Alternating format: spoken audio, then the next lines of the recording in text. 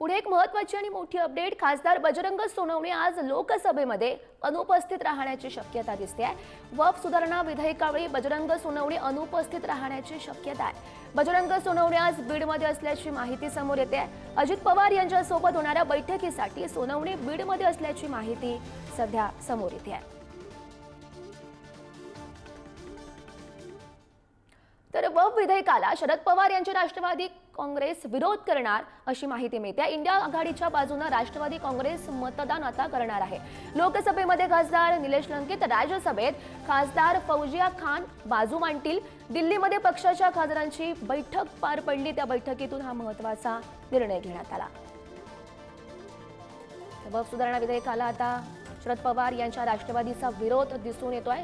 वक्फ विधेयकाला शरद पवारांची राष्ट्रवादी आता विरोध करणार अशी माहिती समोर येते आहे.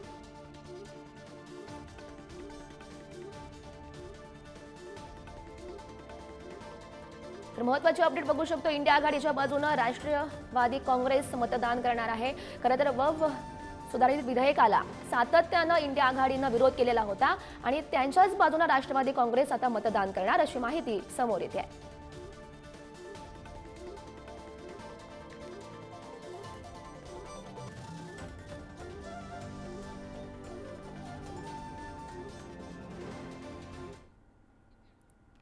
आणि महत्त्वाची अपडेट आपण बघू शकतोय. ठाकरेंची शिवसेना वक्फ सुधारणा विधेयकाला विरोध करणार असे संकेत दिसून येत आहेत. कारण वक्फ सुधारणा विधेयक आणि हिंदुत्वाचा संबंध नाही असं संजय राऊत यांनी वक्तव्य केलेलं आहे. सोबतच शरद पवार यांचे राष्ट्रवादी सुद्धा आता वक्फ विधेयकाला विरोध करणार अशी माहिती सध्या समोर येते. त्यामुळे नेमकी काय भूमिका त्यांची असेल या दोन्ही पक्षांची हे मतदानावेळी स्पष्ट होईल. आणि या संदर्भात अधिकची माहिती जाणून घेऊयात. आमचे प्रतिनिधी शिवाजी काळे सध्या आपल्यासोबत आहेत. शिवाजी, आपण खरं तर ऐकलेलं होतं संजय राऊत यांचं वक्तव्य. त्यांच्या वक्तव्यावरून खरं तर दिसून येत आहे की त्यांचा या विधेयकाला विरोध आहे. सोबतच आता शरद पवार यांचे राष्ट्रवादी सुद्धा या विधेयकाला विरोध करणार अशी माहिती समोर येते आहे.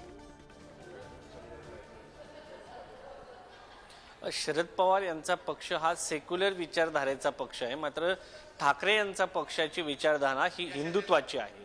आणि आता त्यांचं म्हणणं असं आहे की हे जे विधेयक आहे हे प्रॉपर्टी बिल आहे, हे कोणत्याही धर्माच्या विरोधात नाहीये किंवा हे धार्मिक बिल नाहीये असा दावा आता संजय राऊतांनी केला आहे. एकंदरीत हिंदू मतांची जी गणित बेरीज आहे ती वाचवण्याचा प्रयत्न आहे किंवा मुस्लिम मतांची जी बेगडी आहे ती वाचवण्याचा प्रयत्न या ठिकाणी पाहायला मिळतोय. मात्र ठाकरे यांची गौरी जर ओळख पाहिली आपण, ओठात एक आणि पोटात एक असं नसतं असं ठाकरे सातत्यानं सांगतात. मात्र या ठिकाणी त्यांच्या बैठकावर बैठका होत आहेत. जोर बैठका रात्री 10:30 वाजता लावल्या जातात. मात्र अद्यापर्यंत भूमिका काय आहे ती सांगितली जात नाही.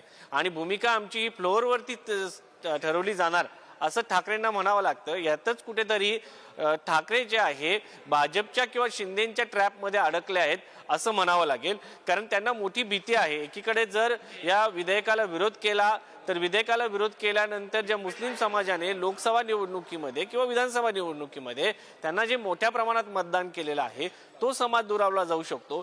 दुसरीकडे बाळासाहेबांच्या विचारासाठी त्यांच्या सोबत असलेला एक कट्टर हिंदुत्ववादी विचार जो होता बाळासाहेबांनी दिलेला, त्या विचाराचे लोक देखील त्यांच्या सोबत आहेत.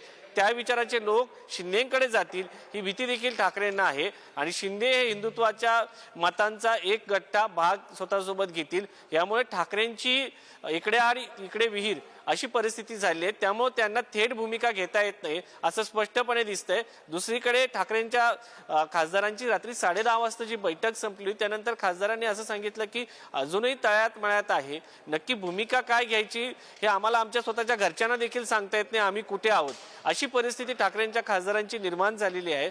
आणि त्यामुळेच ठाकरेंची अद्यापपर्यंत भूमिका जी स्पष्ट नाहीये ती सगळ्यात महत्त्वाचं यामुळे झालेलं आहे की भाजपच्या कारण देवेंद्र फडणवीस यांनी केलेलं कालचं ट्विट, त्यामुळे कुठेतरी ठाकरे जे आहेत ते अडचणीत सापडले आहेत. दुसरीकडे जे आक्षेप म्हणून जर पाहिले या विधेयकामधील ते एक म्हणजे बिगर मुस्लिम सदस्यांना दिलेलं स्थान याच्यामध्ये, त्यानंतर जी जमिनीचा अधिकार जो ठरवण्याचा अधिकार म्हणून कलेक्टरला दिलेलं स्थान जे आहे आणि वक्फचे जे अधिकारी आहे त्यांनी अनेक ज्या जमिनी ज्या कायद्याला न धरता किंवा कायद्याचा गैरवापर करून स्वतःकडे घेतलेला आहे त्या जमिनी देखील त्यांच्या हातून जातील. आणि सगळ्यात महत्त्वाचं ही जमीन म्हणजे रेल्वे विभाग, त्यानंतर भारताची जी आर्मी आहे, संरक्षण दल, त्यानंतर 3 नंबरच्या जमिनी ज्या आहेत त्या वक्फ बोर्डाच्या ताब्यात आहेत.